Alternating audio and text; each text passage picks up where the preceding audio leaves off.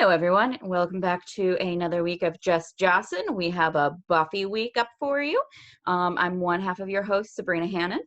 And I'm the other half, Jasmine Heron. This week we are back on the Hellmouth, or now in college next to the Hellmouth, and we are discussing living conditions. So unrelated to this exact episode, but I'm sure you've seen where it's reported, and I've done some digging, and it seems to be true that Dolly Parton helped produce Buffy the Vampire Slayer on the DL, proving again that she is the best human ever created. I adore. The more I learn about her, the more I adore her. She is just a wonderful human being, and Smoky Mountain Christmas is the best thing ever. I haven't seen that, but I do sometimes vacation in Gatlinburg, and they've got Dolly Parton World, but also you don't need to recycle in Gatlinburg when you go visit, because they take all of it and they go through like a recycle, like everything basically gets recycled or composted, like everything. So you just put everything in one big container, and then she's the one that like arranged to have it, taken care of. Yeah, so it's like a no waste place. And then like the energy they generate, like the whole town she shares it with, not just Dollywood. Like, and then, she does the books for kids thing, like who can't afford it, because her dad was very intelligent, but he couldn't read, and she saw that limit his potential. And she was like, no child in America is going to ever experience this again. And yeah. She financed a vaccine. Like, she's just saving the world. Buffy the Vampire Slayer might actually be based on a young Dolly Parton. I do have one. It's not so much a fun fact, it's more of a theory about this episode. So Buffy says something within living conditions that would leave the viewers to believe that Hank Summers, her father, is at least financing Buffy's education, although we don't really see him. But he seems to be chipping in. Yep. And that's the only fun fact I have. Your little thought. Yeah. Well, this is a Marty Noxon episode, and we do love her for her writing style. So we start off with Buffy in her residence hall room. She's in Stevenson Hall, and her roommate Kathy is ironing her jeans and listening to Cher's Believe on repeat. Now, I find nothing wrong with listening to Cher's Believe on repeat. However, I guess it could be annoying to some. Well, okay, so also, Believe came out in 1998. This aired in 1999, but it was probably filmed like not like too far after Believe came out, when it was still in the height of its popularity. And it was one of those songs that people are like, oh, we hate this, but they loved it. Mm-hmm. One of those earworms that you're like, I hate this song, and then you find yourself singing along. That was one of the first CDs I ever bought myself. Yeah. Do you remember the song I'm Sexy and I Know It? Which is, much. Yeah. Wiggle, wiggle, wiggle, wiggle, wiggle. Yep, I hate this song. And then you find yourself going, wiggle, wiggle, wiggle, wiggle, wiggle. Yep. So, yeah. But it definitely shows that Kathy is chipper. She is a chipper. She likes Celine Dion. She likes Cher. Yeah, and she's ironing her jeans. Like, she's just on Prozac. She's on Prozac. That's what you get from this. But like with a touch of what's the word looking for? What were those pills that they took in the 50s so housewives could do their work and be chipper? Amphetamines? Mama's Little Helper? No, they were like black beauties. There we go. She's just taking some black beauties and ironing her jeans. That's what's going on. But I also, so throughout this episode, you see Buffy do that thing where it's like, jean with her eyes as she the camera focuses in more and more on the annoying thing, and I just love that. Sometimes when I'm annoyed at something, I picture that in my head and I feel Mm. less annoyed. So thank you, whoever made that decision and giving me a weird coping skill. Kathy is so passive aggressive Oh yeah. in everything that she does. And so, once upon a time, for many years, I was a residence hall director, which is the adult, like above the RAs. It's the adult in charge, like who employs the RAs and runs the halls. And so many roommate situations with guys, they would just yell at each other and they'd sort it out. With girls, there was a lot of passive aggressive issues that were happening back and Mm-hmm. forth. And let me tell my friend, and then my friend will tell their friend, who will tell, and it will get back to the roommate that this was an issue, Mm-hmm. or the labeling of foods, or so she starts off, Buffy's getting ready to leave to go patrol, but she can't say, I'm going to go patrol. Mm-hmm. So she says she's going to the grotto. She says that she has already mentioned that she's an up at night person, and Kathy keeps doing the, oh no, it's fine, it's fine. I just wanted to know. I'm just surprised. I'm, Mm-hmm. very, very annoyingly, like aggressively passive aggressive. Yeah. It's like, I'm sorry, this is college. I don't live with my mother anymore. I don't need you to be like a passive aggressive parent whose child is now 18 and they feel like they don't have any control over. Um, and then this is another situation where Buffy's friends are shit. Like, they don't listen to her. Buffy has never led them astray. Like, her instincts have always been correct. Like, and again, we see them not listening to her. Like, bad Willow. Bad Willow. Um, Willow does a couple of really bad things in this. But Buffy's, ranting to Willow about, well, not ranting at this point, just like, saying like, Kathy's a little much, basically. Um, and Willow, I think she goes to go into, is this the scene where she tries to go into her dorm room but it's too loud? Nope. No, that's This is later. when she's going to go meet Oh, Oz. Oz. She Yeah. says, this is where I get off. And Mhm. I know that she means get off like the path to go to Oz's, Mhm. but she's going to Oz's and Buffy says, say hi to Oz for me. And I'm like, oh, Willow's going to go get off. Yeah, very Which is much. just my Yeah. dirty mind. That's just my dirty mind. But Yeah. And then as Buffy continues on her way, we see Kathy has decided to join Buffy for some coffee. And like even how she approaches, she's all like bouncing. There's no way she was about to go to bed, like with all that bounce. mm-hmm. But Buffy also hears something, like Yep. and then a demon does try to attack, and the only thing she can do really is push Kathy into the bushes. Yep. So she pushes Kathy into the bushes, and this blue-eyed or green-eyed, Milky eyed. glowy-eyed demon with orange skin and like almost looks like brain. Like the skin has like brainy, wrinkly texture to it. Like It's not a good look. um, attacks, and she fights it off, and then she says, "Oh, it was a mugger," and and then we see two more of the demons watching Buffy and Kathy and say, she may be the one. So Yep. spooky. And of course, originally we're thinking they're talking about Buffy because, She's demons and Buffy. But like, so then the next day, and Kathy's more concerned about the fact that her sweater is ruined. Yep. I also don't understand how she can't get some like dirt out of that. Yeah. I really don't understand that. Cleaning solutions have not changed that much. OxyClean was definitely around then, I feel.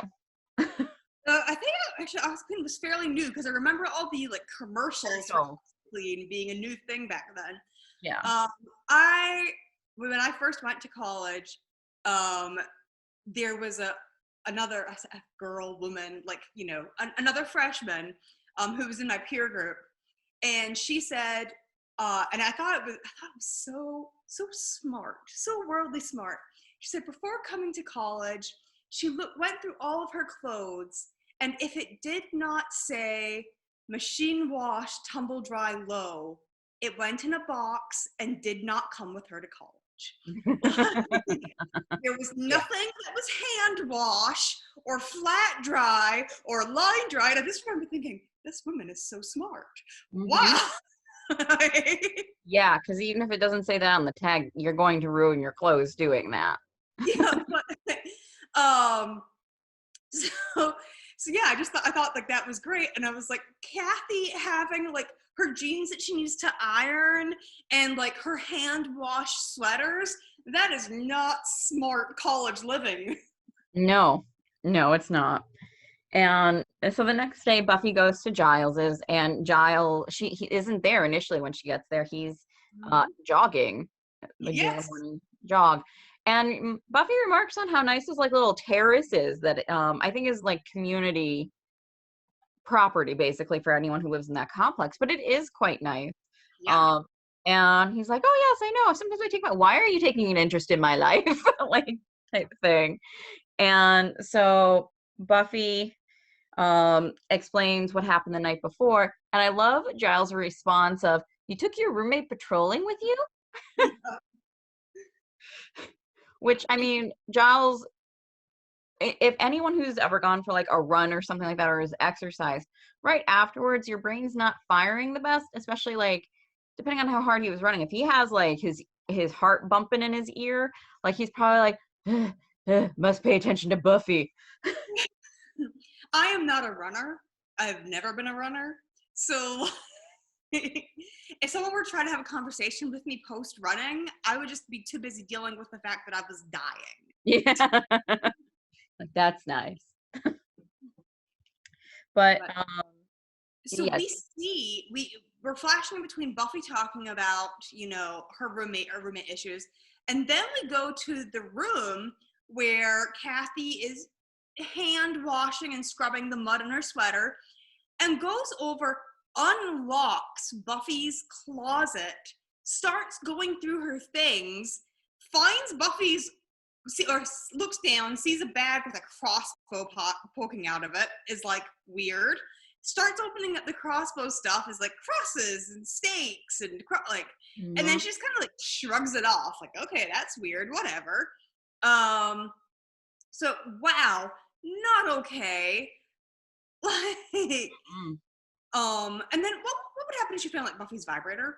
Like, Yeah, I'm afraid she would use it, honestly. Like that seems to be, oh my God, it just started snowing here, like big chunky snowflakes. I looked up and there were huge snowflakes coming down. Sorry. Yeah, no, I have a feeling she would wash it and use it. Like that just no, seems like Kathy's ew, style. It not truly okay, does. But not okay. But yeah, so and then she just takes one of Buffy's sweaters and puts it on. which so the sweater, it's a hoodie that Kathy got. Like it's clearly like a cloth hoodie. She takes a knit sweater, like that probably is dry clean only by the looks of it. Like if you put that in any sort of washing machine, it is going to come out the size for a doll. Um, and so clearly doesn't tell Buffy this. And then um Buffy later almost bumps into Kathy, but hides and accidentally cuts a guy in the process who turns out to be named Parker. Mm-hmm. What an ill-fated meeting. Yep.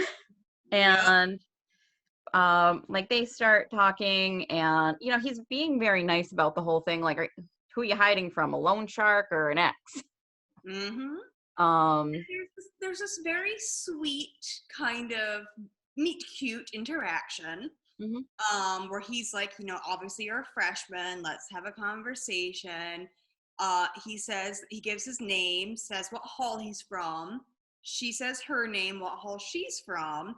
So this is back in the days where they actually had basically like campus registries where you could look up a person, like you would get almost like a phone book basically of the hall and then who lived in what hall and their phone number. Oh my Um, God. We didn't even have that when I went to college. we had that my first year in college. I don't know if we had it afterwards. I think then they started dealing more with like safety issues where you had to opt in order to have like yourself be listed.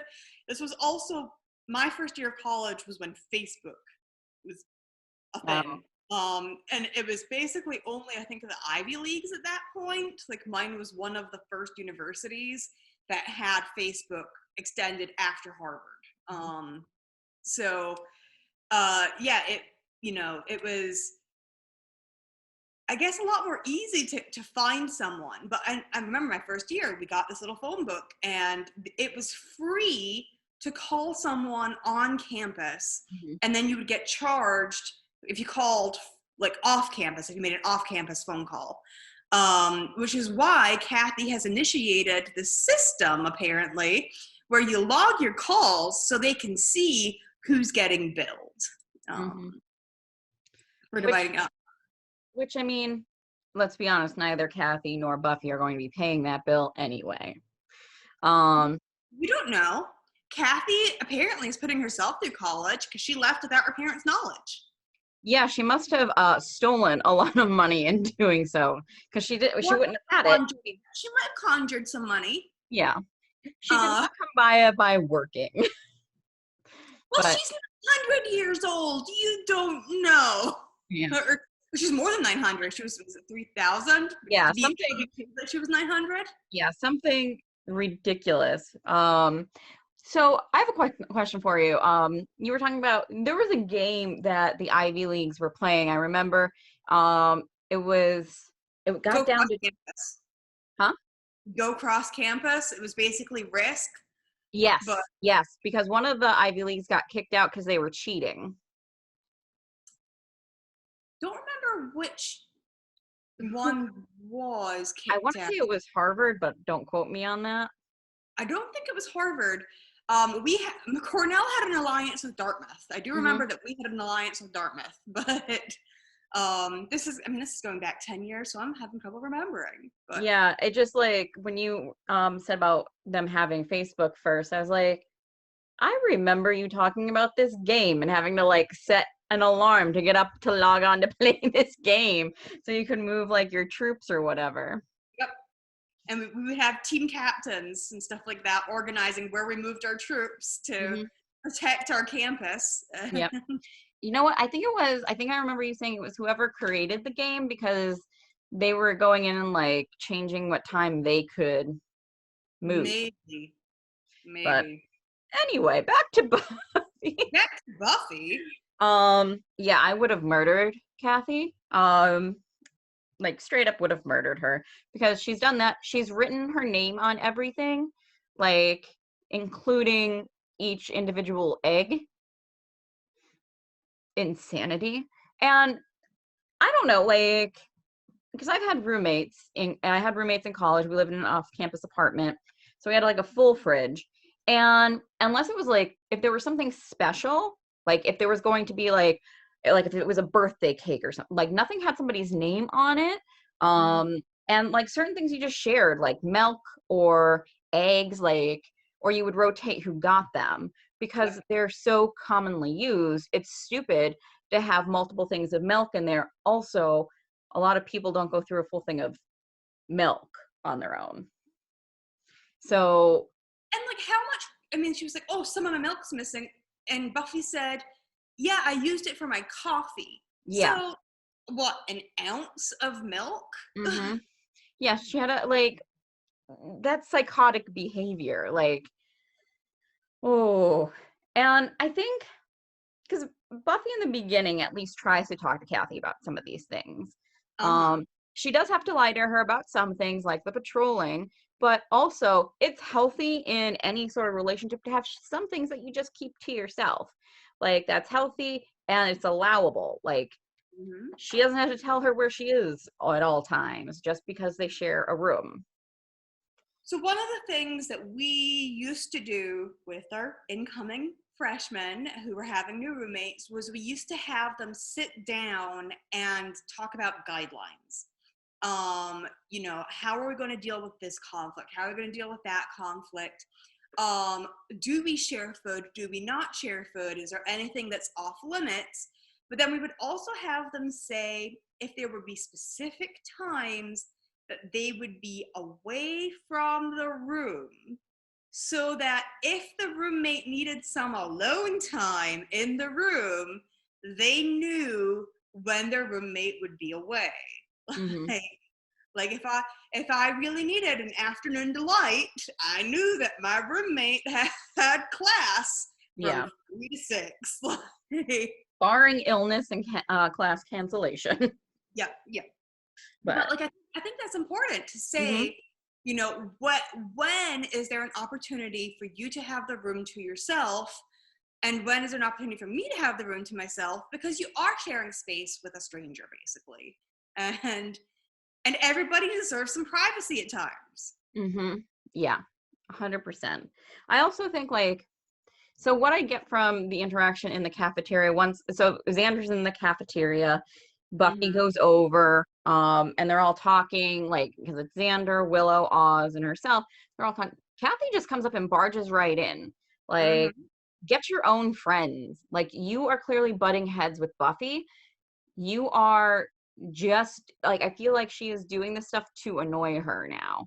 And, like, Mm-hmm. the thing with the sweater, it's like, oh, you don't mind, do you? Well, of course, Buffy can't be like, she can't say anything because she's done so in such a public manner. Yep. Like, when Buffy says, I just wish you would have asked first. And then she takes that big bite of the sandwich, and you just see the ketchup just spill all over Mm-hmm. this wool sweater, like what appears to be a wool sweater. That's a dry clean, Bill. Dry Yep. clean. So, Now, um, you were saying that like Willow's not being a good friend. I also want to point out that Buffy is not being a good friend to Willow, because we next see this phone call oh where yeah. Buffy's complaining to Willow, and Willow is obviously in this room that like her roommate is throwing a raving party, Where's the and RA? In the party. um, I'm probably. And like poor Willow, like she's saying like my roommate's causing issues too, and Buffy's like, oh no, my you know Yeah. fastidious roommate is so much worse than your completely disrespecting study hours, boundary setting roommate as well. Yeah. I think the only positive thing for Willow is she can just go to Oz's. Yep. I mean, we also have no idea if Oz has a roommate or what's going on with Wasn't Oz that. living off campus with? I think he must have, maybe, I don't remember. We'll find out pretty soon. Mm-hmm. But yeah, no, definitely. I mean, it turns out that Buffy's was worse because, Yeah, demon demon. sucking your soul is pretty bad. But yeah, you are completely correct. Like, neither one of them are being their best selves right now. Being a bit self-absorbed, Yes, yes. and then also a bit dismissive of the other person's situation. Hmm. Like, Um, I think the difference is we never encounter Willow's roommate. Like, we don't know, other than that they're a wild crazy partier. We don't even see them in the yep. wild crazy party. Um Kathy keeps inserting herself into Buffy's group and then talking shit about Buffy to Willow and Buffy what. friends. Yeah. And I don't know about anyone else, but I don't have people, correction, I have had people come up and start talking shit about my friends to me, to which I always have responded, that's real great. I'm going to go tell them now everything you just said. And, like, I say that to them and I walk away. And that stops the problem right there. I'm not your friend. I am their friend. You don't get to talk about my friend like that. Especially Mm-hmm. like she's spreading Kathy's at like spreading rumors that Buffy's mentally unhinged. Yep. So, Um, I mean, before we're really getting to this, though, yeah. we've got the like flossing situation, which I mean, yeah, I understand, but also, who flosses on their bed? Isn't that like a thing? She's like, oh, she's coming back from the bathroom. Oh, I sometimes Sabrina, floss in bed.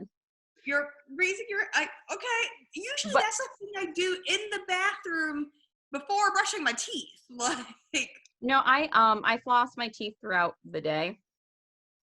okay, So sometimes I will just take, but it's not, it's like the little, I do the long string things in the bathroom, but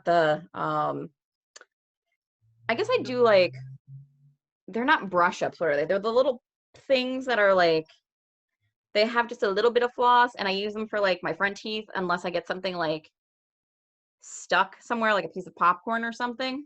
uh I huh. just I just don't like the feeling of stuff between my teeth. Well, yeah, but I don't know. I feel like Kathy was in the bathroom Yeah, that part's weird. getting ready for bed, and then she comes back to the room to floss her teeth. Like, Hmm. that just felt it felt like they were. And then The also, clipping the toenails. I rarely see Buffy chewing gum, but here we've got Buffy putting gum on the nightstand. Yeah, that was What? gross. We've never seen Buffy chewing gum before, and she's just like an addict right now.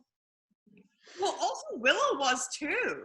Hmm. Like when they were in their walk earlier in the episode, and Willow's talking about her chewing her gum really loud. Mm, yeah. Um, yeah, and so after the run-in, they're also having issues. I think they mentioned it at the lunch table, maybe. Her, no, it happens later. Her and Kathy are having bad dreams, but they're the This same. hasn't happened yet. We're about to Yeah, have the first one. yeah. But they're both having bad dreams that are similar. Mm-hmm. So this is the first dream. This is the first thing that happens. Mhm. Buffy, after having the flossing situation and the gum fight, they go to sleep angry with each other. And then Buffy dreams of there's like scorpions on her stomach and blood being poured down her throat. And then the monster grabs her face and sucks light out of her mouth. Mhm. And then she wakes up and Kathy is staring at her and saying, do you always make that noise when you sleep?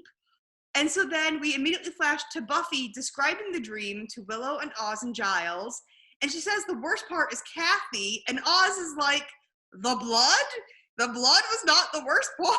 Mhm. Like, Yeah. but so then she's going on about how Kathy is real and that was just a dream. And Kathy shows up and again just butts herself right on in, says hi to Giles and is like, Giles, you should interpret my dream, and gives the exact same dream basically that Buffy just had.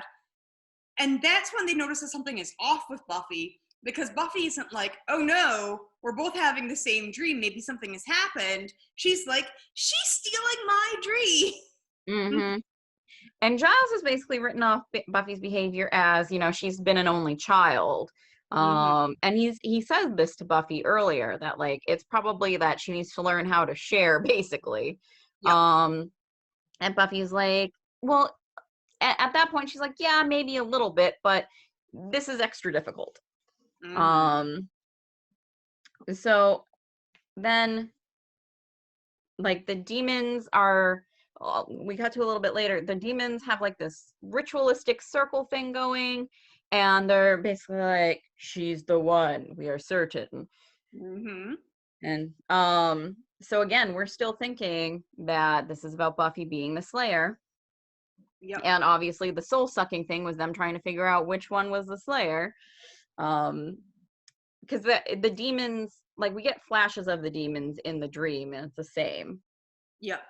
um so Buffy's going to go back to her room, and she hears Cher in the hallway, so Kathy is blasting Cher's belief. Yes. And then she comes in, and Kathy is talking to Parker on her bed. Yep. And like Kathy is just all over Buffy's whole life. Like, this is unhealthy. So unhealthy. So I And was thinking about the way that Buffy first reacted with Faith, mhm, um, and how she felt that way, but this is very different. Like, this is very, she is all over. But again, Buffy had the same thing with Scott and Faith, where, oh, yeah. there's this guy I like, and this girl is just all up in my business. Which I think is very interesting when we get to season 5, where Dawn, the little sister, exists, and they kind of retcon her life. How would they have talked about Kathy and Buffy's reaction to Kathy when there was a Dawn in the situation? Don't know. Like, because I mean, even with Dawn being there, Buffy still has a bit of like only childness going on. Mm-hmm. But it's more like her parent has had a child later on in life, only this child is a teenager for no apparent reason. Yeah. But like, I think the different Faith wasn't attempting to really flirt with. She didn't know that Scott and Buffy had like a thing. Mm-hmm. Parker showed up to the room looking for Buffy to give some, Yep. like, that is a clear sign. And then I I'm assuming Kathy had to, like, because she's like laying on her bed Yep. and with as is Parker, which I mean, Kathy, if Buffy had been out of that room a little bit longer, she could have saved herself a whole bunch of trouble. Yeah. Well, But and so, yeah, and so the other thing is when Parker comes in and he starts talking to Buffy, immediately Kathy inserts herself in between the two of them. Like, yep, she physically puts herself in between the two of them and is obviously flirtatious with Parker and trying to interject into the conversation. She is literally cock blocking, or Buffy and Parker. yeah, Like, yeah. And Parker had stopped by to bring Buffy like basically Ziploc baggies. Only I think they're off brand. Because Ziploc wouldn't sponsor the episode or something. yeah. So Parker leaves and Buffy's like, I'm so sorry, like we should definitely hang out later. As soon as he Mm-hmm. goes, Buffy and Kathy start fighting, like verbally fighting. Yep. And I just love the scene where Buffy goes over, opens the fridge, opens Kathy's milk, and just starts chugging, and it runs all down her like just onto the floor. And I'm Yep. like, you wouldn't necessarily do that in college because you have to clean that. Mm-hmm. You have to do that. um But yeah, it was just such a great visual moment of like, because I think we've all been so frustrated with someone that we're living with sometimes that we want to do something like that. It's like, oh yeah, unhealthy thing. But we don't because I hope most of us don't because we're adults. Mm-hmm. So there's more passive aggressiveness, snapping back and forth, and then some more aggressiveness. And so then we go to Willow and Oz, talking, and they're walking back to Willow's room, and Willow says that if she didn't have this paper due, she would be there doing the girly thing. Oh yeah. And Oz says, "Well, I'll do that." And he's like, we won't braid each other's hair. And then he pauses and he goes, "Probably." Like, Hmm. but he's not keeping that off the table. Maybe they'll braid each other's hair, but Yep. he'll listen to her. Yep. Which is, oh, this is good. Oh, this is a good boyfriend. Yeah. Except for what's happening about to happen soon. Yeah. But when they So go back to Willow's room, it's so damn loud. yep, that she says, "I'll be in the library." Mhm. Now, something really important, and if you are Yep. not paying attention, happens very quickly in this scene. So Oz is leaving. He's heading towards the science center. And as he walks, he passes this girl who's walking with two boys. They look, maybe to be in a band or something together. And you see this like look crosses Mhm. his face, and he turns around and the girl turns around and they make eye contact with each other. Mm-hmm. And then they both turn away again. But there is there is a moment of Mm-hmm. connection Yeah. between Oz and this other girl. And then we see 3 commandos walking in the bushes. Yep. There is some shit going down at UC Sunnydale. Yes. Yep. 100%. And so Oz joins Buffy on patrolling, and Buffy is ranting, and she kills a bench. Yeah. It won't.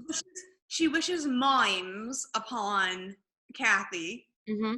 Yep. And Oz says it's a good thing she killed the bench. It was looking very shifty. Mm-hmm. And it's a really good scene between the two of them, because we don't get many Buffy and Oz one-on-one scenes. When they happen, they're great. You put Seth Green in a scene with anyone, and really it's a good scene. Yep. Yeah. But once they split, and Buffy goes back to her room, we have this great, what would now be like an SMR scene, of them both just doing really obnoxious things, and all you hear are these like intensified sounds of like peeling an egg, tapping your pencil, all these things. And Buffy and Kathy are just annoying the piss out of each other. Yep. Somewhat on purpose.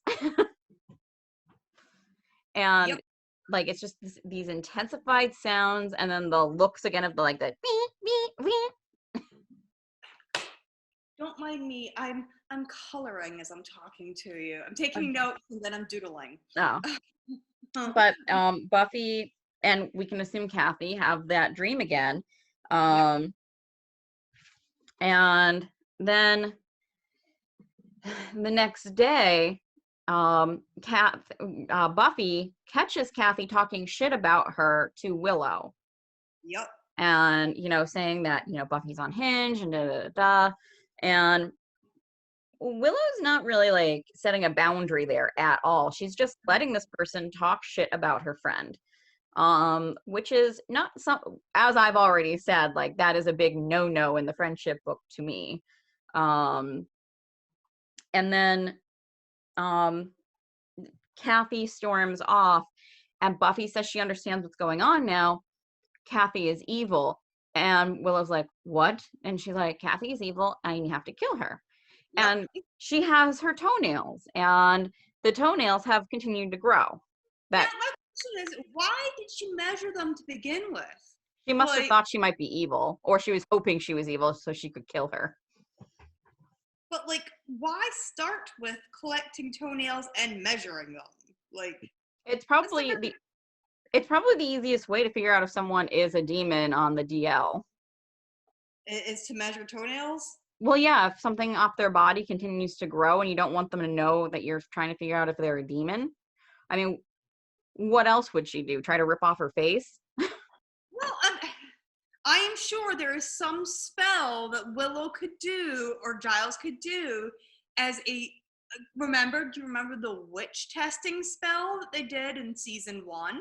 Do you think either Giles or Willow would help Buffy with this? I don't. Now with how they've been acting.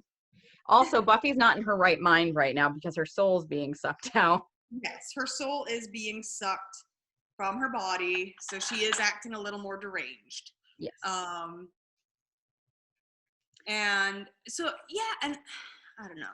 But then Willow immediately calls Giles and says, Buffy's turning into a crazy homicidal maniac. I sent her your way. Mm-hmm. Now, my problem with this is, like, she is tainting Giles's view of the situation, because had Buffy just walked in and told Giles the information she had, that interaction, well, first of all, she wouldn't have been tackled and tied up, but Giles would have been more likely to listen to her, because he got that call. She is tackled and tied up. And again, we have people just who, not just Willow, but we have Oz, we have Xander, and we have Giles, who are just assuming that Buffy is in the wrong yet again. Mm-hmm. So when Buffy gets to Giles's, Oz, like, Net drops on her, and Oz and Xander spring, and they tie her hands up not very well.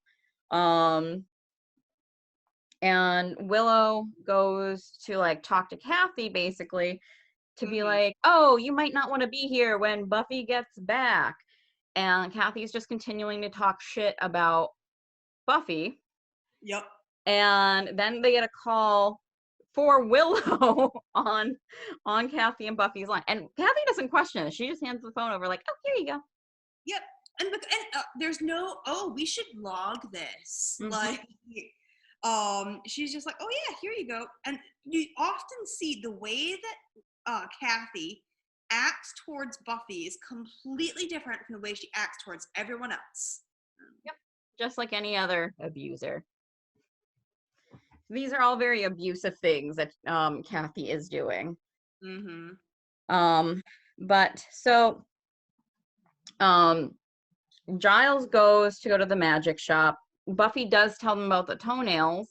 And I think Giles takes the toenails with him, goes to Yep. the magic shop, and Xander and Oz realize like Buffy's restraints might not be tight enough.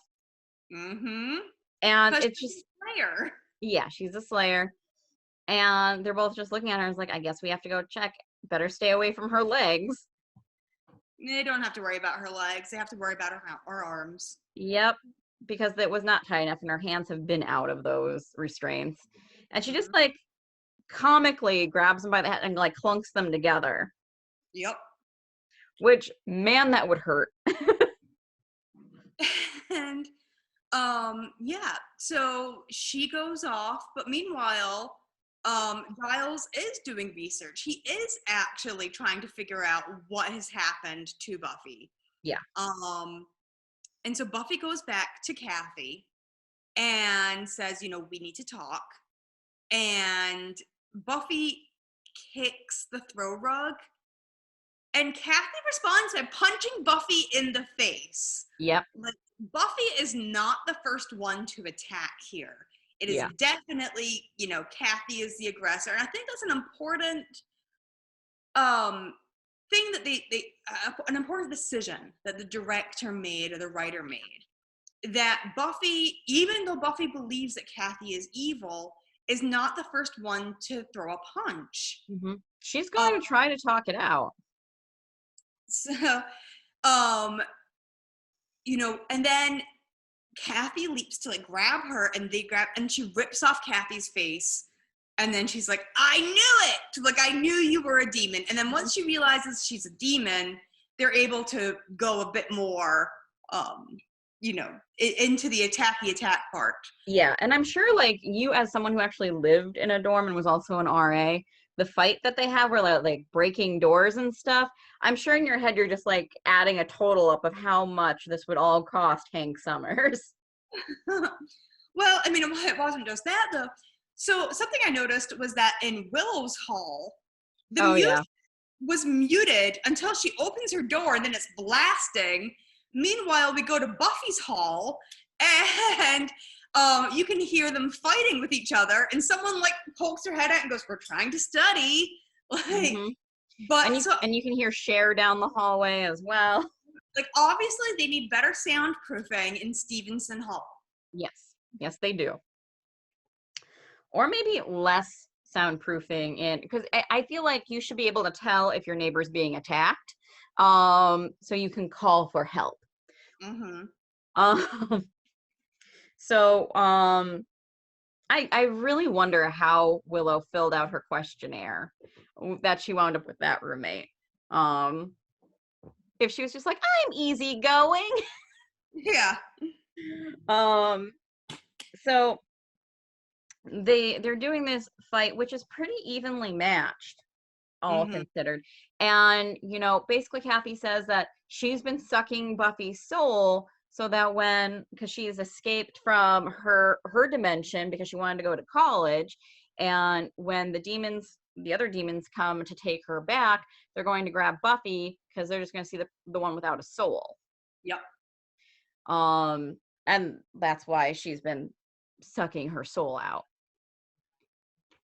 And Buffy, of course, half-souled Buffy is like, without even asking, like, Mm-hmm. how dare you try to share my soul without talking to me first? Yep. Honing in on everything, including my soul, my Yup. dreams, my soul, my everything. Um, and then so when the demon does appear, Mm-hmm. who is Kathy's father, I think, well, so Giles does a spell to reverse the soul The suck. ritual of Moktagar. Yeah. Um, And so when Kathy tries to finish sucking Buffy's soul out, it reverse sucks, basically. There's a reverse suckage, yep. and Buffy gets her soul back, and Kathy's like, how did you do this? And then her father's there, and they have such a great exchange. Yep. And that's when how old do you have how old she says she is? No, I thought I'd written it down and I guess I didn't. Wait.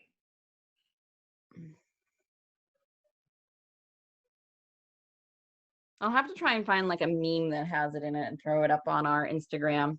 Yep. Just_Jossin on Instagram. Do we have an Instagram? I was Yes. not aware we had an Instagram. Yes, we do. You should follow it, Jasmine. Yeah, I should. I definitely mentioned it to you at some point, but I probably didn't send it to you. In fact, I think I friended you on it. I don't usually use Instagram. I'm one of those old fogies. So, while Kathy's dad is there, Oz and Xander burst in because they were running from Giles's once they found out that Buffy wasn't full of crap. Yep. But yeah, they do the whole he's taking her back to their dimension basically. He's like, I've had enough of this. And creates a vortex in the floor, and Buffy scoots out of the way, and he just takes his daughter, and she screams and cries the whole way, and back to their hell dimension they go. Mm-hmm. I'm doing a Google search right now to see if I can find the age that she actually is. Yeah, they live to be very, very old, clearly, in her in her hell dimension. And I keep saying hell dimension, it might not actually be a hell dimension, although if any dimension, so if a dimension is primarily run by demons, I assume that does make it a hell dimension. She does. She says, "I'm 3,000 years old. When are you going to stop treating me like I'm 900?" Yeah, and they're saying this in their demon In their language. language. And then her father responds, "When you stop acting that way, I can't tell you how much you've upset your mother." Mm-hmm. So you see, demons have these sort of problems too, Uh-huh. Yeah. not just humans. Ran Um, away to go to college in the human realm. How dare she? hmm So the solution to both Buffy and Willow's problem now is that Willow moves in to Buffy's dorm with Yep. her, which they should have done in the very beginning, and the room has been fixed somehow. Like I guess the custodians came in and fixed everything. Um, and then as they're putting like stuff away, Willow picks up Buffy's sandwich that she's been eating and said, "Oh, are you gonna finish this?" And before Buffy can say anything, bites into it. And again, we see the like beep beep beep. Which also, who does that? Right? It's very much set up just for the episode. Oh yeah. You And know, it's a funny moment for sure. It's a great way to end the episode. yeah. I mean, again, yeah. Because again, there's the situation like, you share your friends' chips, you share your friends' popcorn and stuff like, or cookies. You don't share your friend's sandwich. Like, Mm-hmm. Yeah, like especially without saying like, "Are you done with this?" And before they answer eating it. yep, yep. Or like if you ask like, hey, can I break off a piece of this? Like, can I try whatever? But you don't like straight up bite it. It's a very bizarre, but again, written for the comedic effect of that final scene where Buffy squints her eyes Mm-hmm. and focuses in on what Willow is doing. Yes. And it's a hilarious way to end the episode. I love it. Mm-hmm. It's one of the few endings that like I remember exactly how it ends. Yep. At any point, I'm like, oh yeah, I know how that ends. I know the very last scene, very last second of it. But this has now set up a few things for us. Mm-hmm. It has set up now that Willow and Buffy are living together. Mm-hmm. We are seeing a little bit more into the college campus life. We have now met Parker, Mm-hmm. and we have also seen this mysterious woman make a contact with Oz. Yep. And we still have the creepy commandos running. And we still have the creepy commandos just kind of skulking about in the background. Yep. So for next week, we will be doing Angel, Lonely Hearts. That's right. Oh, sorry, go ahead. So we're not in the Hellmouth next week. We are in the City of Angels. Yes. And it has at least one in there. Yep. And then all those calling cards. Oh my God. I can't wait to talk about that. All right. Okay. So we will see you in LA next week. All right. Until next time, guys. Thanks for just Jossin. Thanks for just Jossin.